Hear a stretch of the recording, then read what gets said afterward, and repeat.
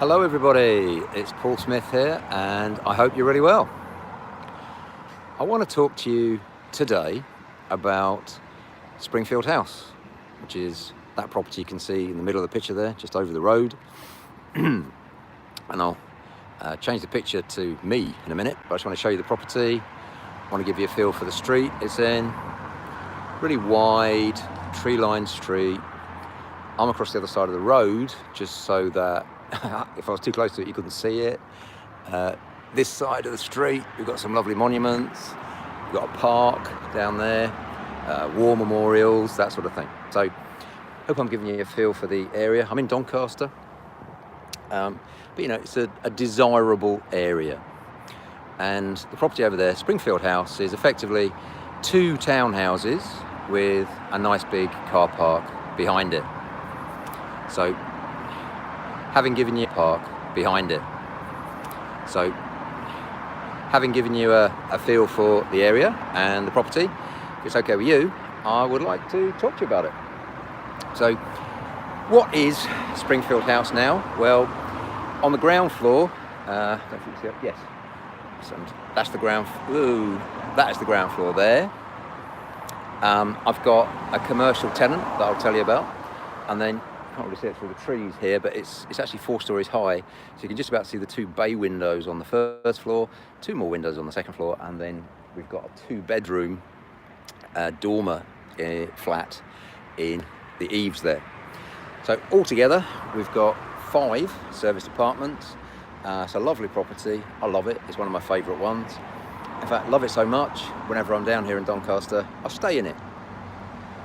So what's the history of this building and how did it come to the market? Well, it came to the market initially because for 40 years it had been an accountant's office, and so it was on the market as an empty commercial property. Now, if you've got an empty commercial property, you know, what's it worth? Well, whatever price you can agree. Now, this particular one, we did no money down, so that's absolutely none of our own money, and I want to talk to you about that.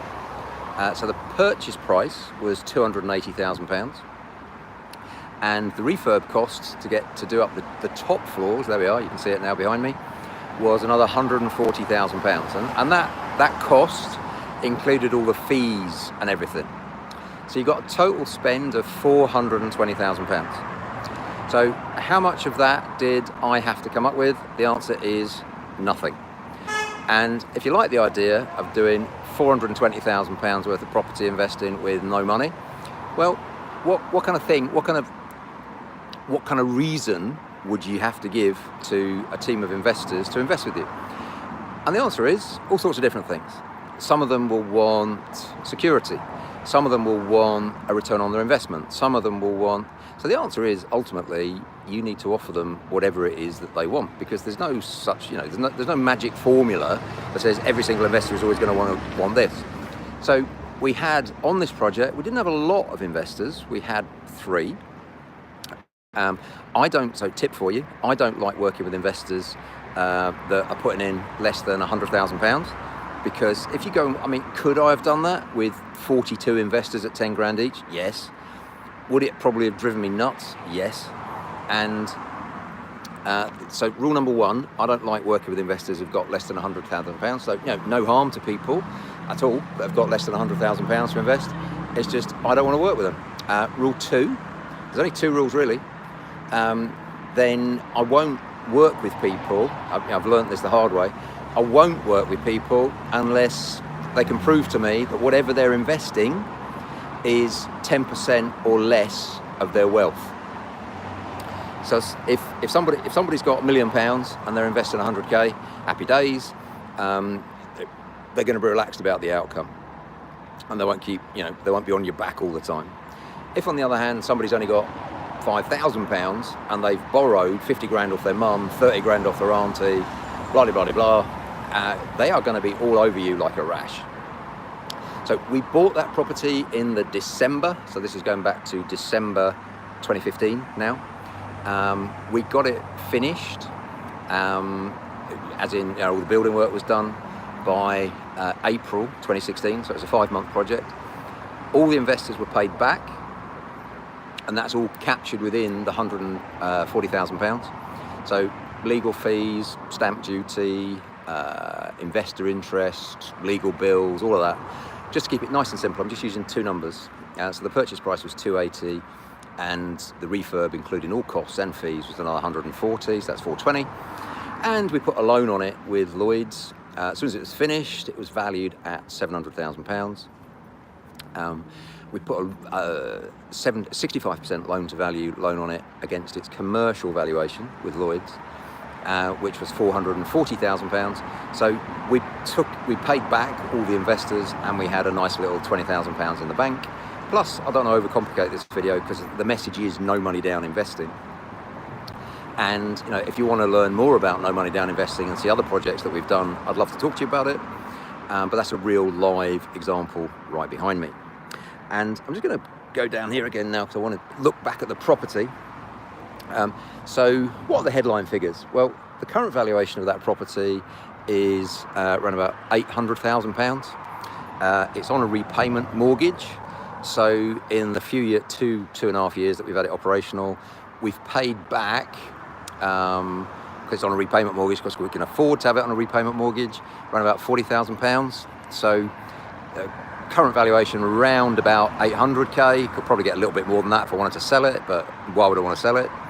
The total mortgage debt outstanding is £400,000. We've got 400,000 of equity, so that's 50% loan to value you're looking at over there.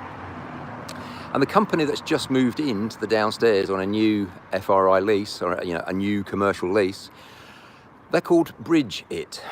And what do? They provide a bridge between, like social housing, the care sector. So if people have been in some sort of institution, maybe a children's home, something like that, they resettle people back into the community.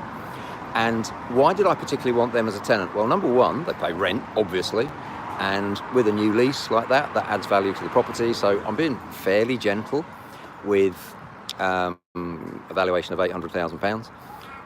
The top 5 apartments are all serviced apartments. They will easily make £1,000 a month profit. So the total income, if I take out all costs, including the mortgage, that one property over there that I got for none of my own money, that one property over there, clear cash flow after everything, you're talking around about £70,000 a year. Now, for most people, that would be pretty much complete and absolute financial freedom right there in one deal. And that was all done with none of my own money. You can go check it out on Land Registry. You'll see that one of my companies owns it. You can see that Lloyds Bank are the lenders, so you can prove all of this. So it's called Springfield House in Doncaster. So if you want to check out that it can be done, you'll see there's just one charge on there, and you'll see who it's in favour of. It'll be Lloyds Bank. You'll even see, the amount of the loan and everything. Well, you won't see the current amount of the loan. You'll see what the loan was when it started 2.5 years ago. So everything I'm telling you, you can go check out. You can check who owns it. You can check which companies operate it. You can check everything. So that one property, £70,000 a year cash flow, £400,000 worth of equity, and none of my own money. Now, why did I want to talk to you in particular about Bridgeit? Bridge between, community, some sort of social or protective care, and moving back into the community. Well, we particularly wanted Bridgeit as a tenant because they've currently got 18 properties in Doncaster. They want more properties, and we were keen to give a good service, give a good deal, have a lovely office, and they love it over there. They've been in there since, I think it's the 1st of August they moved in, so obviously a couple of months now. They love it over there, and we are now talking to them about how many properties of ours, HMOs, service departments, that they will take on a 2-year contract. So there's multiple layers of interest into why I want to show you Springfield over there. And what I'll do over coming videos is I'll show you how to source buildings like that, and the kind of conversations you should be having with investors as to how you make sure they get what they want. Because it's not about you telling the investor what they're going to get. It's about understanding what the investor needs, understanding how they get made comfortable, and making sure you can meet those needs. So I hope this short video has been interesting. And one property, 400,000 of equity, 50% loan to value, £70,000 a year of income from one property. So imagine that you don't do that. That's probably going to be the most expensive mistake you've ever made. So work out how to do it and start doing it. And if you like the idea of learning more about this, then stay tuned and watch the next video. You've been wonderful. I've been Paul. See you next time. Bye-bye.